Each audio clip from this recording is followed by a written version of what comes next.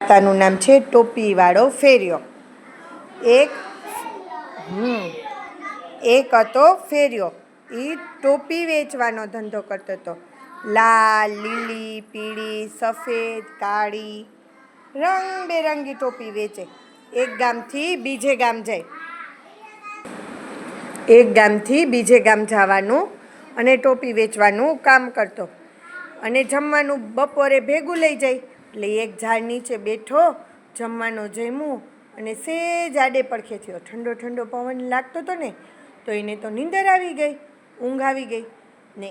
બન્યું એવું કે એ ઝાડ ઉપર વાંદરા હતા. શું હતું? વાંદરા.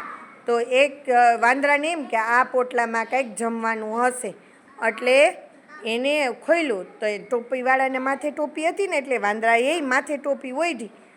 તો બધાય વાંદરા નીચે ઉતર્યા અને એ પોટલામાંથી બધી ટોપી લઈ અને માથે ઓઢી લીધા ને માંડ્યા હુપા હૂપ કરવા. એટલે ફેરિયાની ઊંઘ ઉડી ગઈ અને એણે જોયું. પછી તો એ બિચારો મૂંઝાણો કે શું કરું.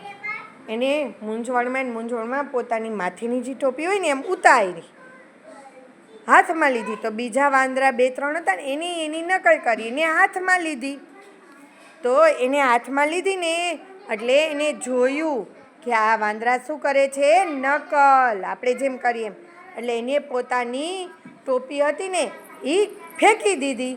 તો બધાય વાંદરાએ ફેંકી દીધી. આની યુક્તિ કામ આવી ગઈ. આને જોતું તો એવું મળી ગયું. બધી ટોપી ભેગી કરી અને પોટલું વારી અને જતો રહ્યો.